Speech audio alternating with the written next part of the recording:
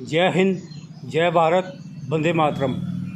दोस्तों, मैं अमृतसर से पूर्व लेफ्टिनेंट जगदीश चंद्र। दोस्तों, आज मैं बात करने जा रहा हूँ जो अमेरिका और इजराइल ने ईरान पर हमला किया है उसके बारे में, और अपनी आर्मी के ऑफिसर्स लॉबी के बारे में, और देश के जो राजनेता उनके लिए बात करने जा रहा हूँ।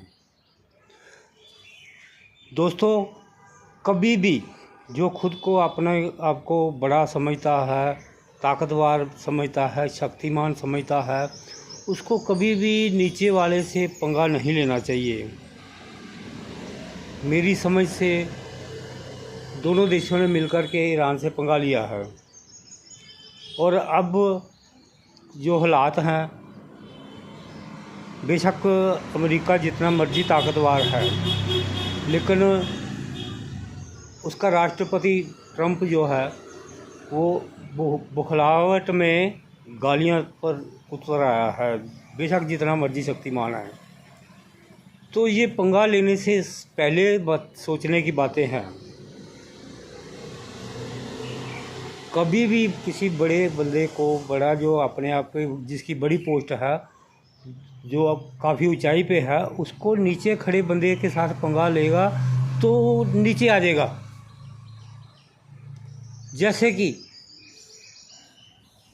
मेरे कमान अधिकारी 1978 तो 81 51 बटालियन लेफ्टिनेंट कर्नल KPS सोन साहब, बिल्कुल इस तरह की सोच का सीओ होना चाहिए।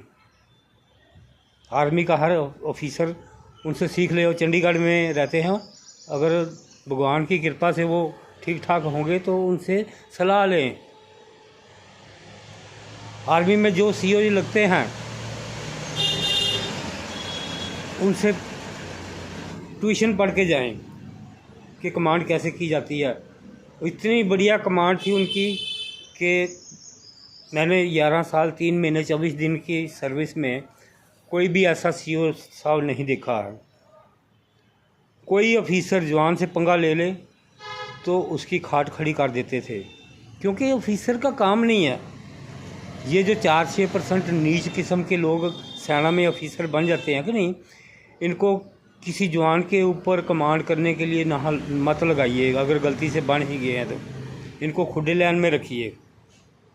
और सेना, देश के अंदर सेना की ऐसी दुर्दशा हो रखी है, सेना का बंदा कभी सिविल में किसी के साथ कोई पंगा नहीं लेता है। सिविल के लोग सेना के बंदे के साथ पंगा ले रहे हैं। देश में एक ऐसा कानून बनना चाहिए, जो सेना के बंदे के साथ पंगा ले, छोटी मोटी बात नहीं, बड़ा पंगा ले, उसके ऊपर सीधा ही NSA लगना चाहिए। क्योंकि सेना का बंदा बिल्कुल डेडिकेटेड है, हर किसी को पता होना चाहिए। और सेना का बंदा कोई एक आध % कोई गलत कर दे, मैं नहीं, कसम नहीं खाता हूँ इस बात की, एक आध % गलत कर सकता है, बाकी 99% जो है कि नहीं, वो बिल्कुल डेडिकेटेड हैं। और इनके साथ पिछले 14-15 सालों में दुर्दशा हो रही है। वो सेना नहीं बचेगी। देश की सुरक्षा, बॉर्डरों की सुरक्षा और आंतरिक सुरक्षा में भी सेना को चुस्त दुरुस्त बनाइए, और चमचा नहीं, कोई चमचा ना बनाओ। ये सेवादारी भी छोड़ो। आगे कहते हैं विकसित राष्ट्र बनाना है, तो क्या इस तरह की सेना होगी, लात घूसे खाने वाली होगी? नहीं, सेना की फुल रिस्पेक्ट होनी चाहिए। ये जो मुझे लग रहा है कि साजिश के तहत सेना को नीचे लाया जा रहा है, मत छेड़खानी करो सेना के साथ। सेना के ढांचे को पहले जैसा रखो जैसे पहले था।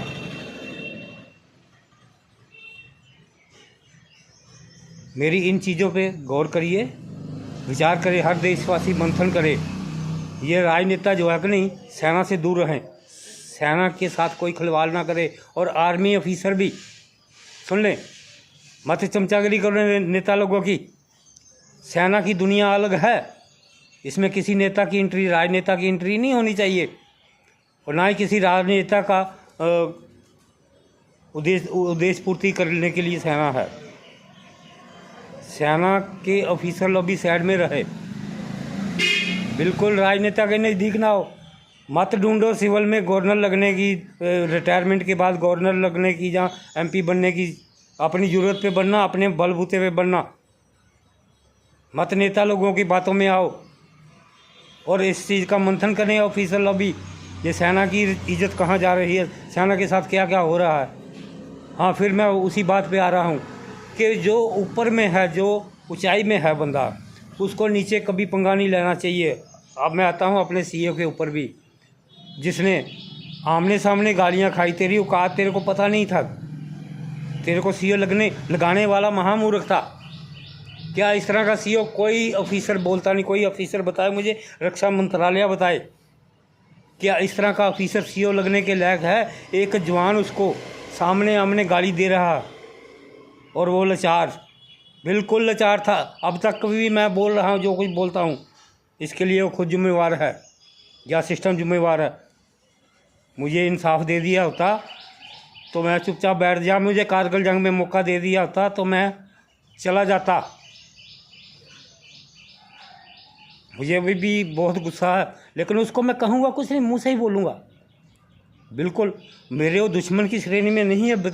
मुझे किसी ने बोला था कि आपका सबसे बड़ा दुश्मन तो वो है। मैं बोला नहीं, मेरे दुश्मन की श्रेणी में नहीं आता। मेरे दुश्मन की श्रेणी में वही आता है जो देश का दुश्मन है।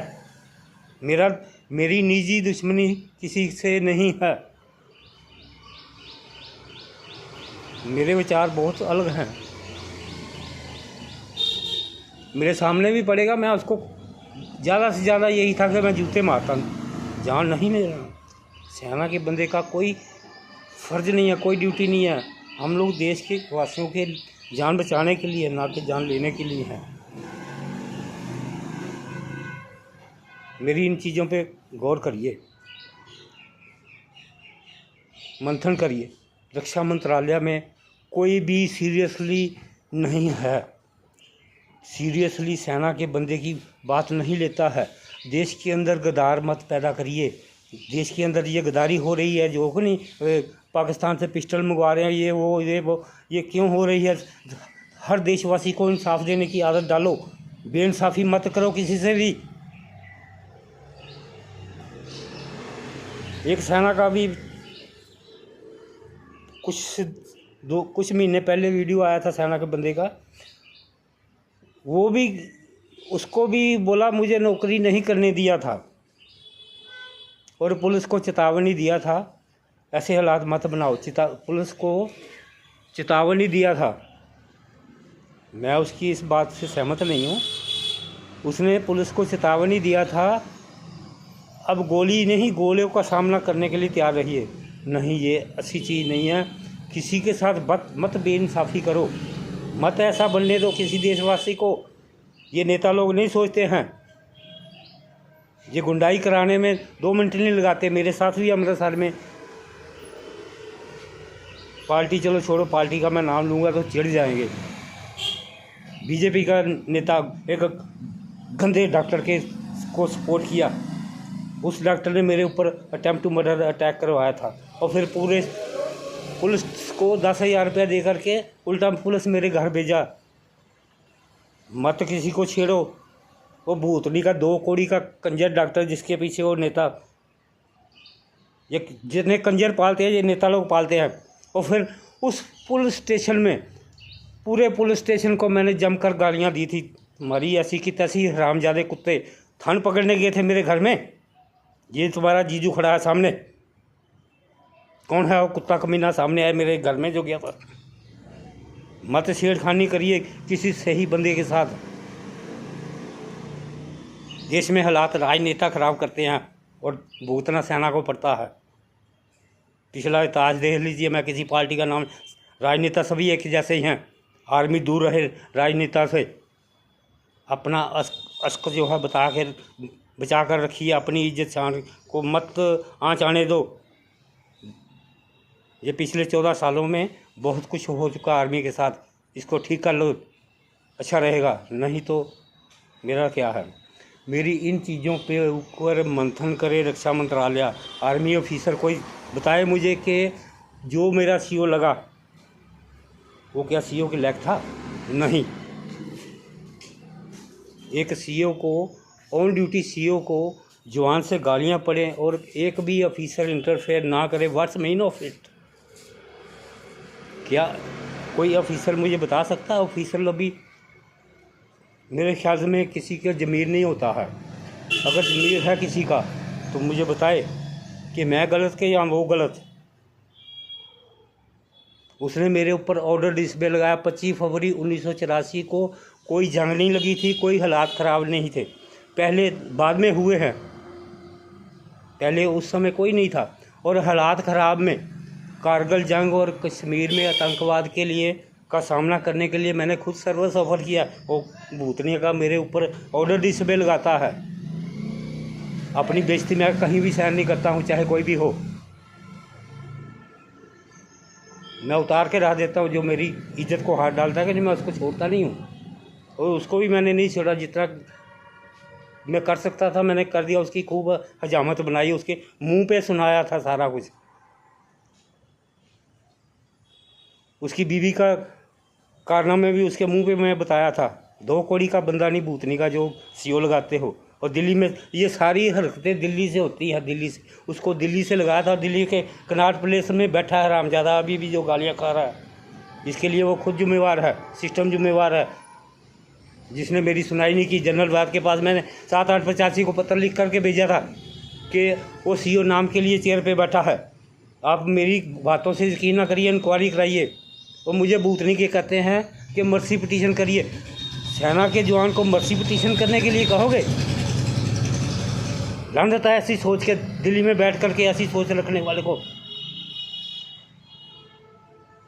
सुधर जाओगे तो ठीक है, नहीं तो मेरा क्या, अपनी तो कट गई है। ओके बाय, जय हिंद।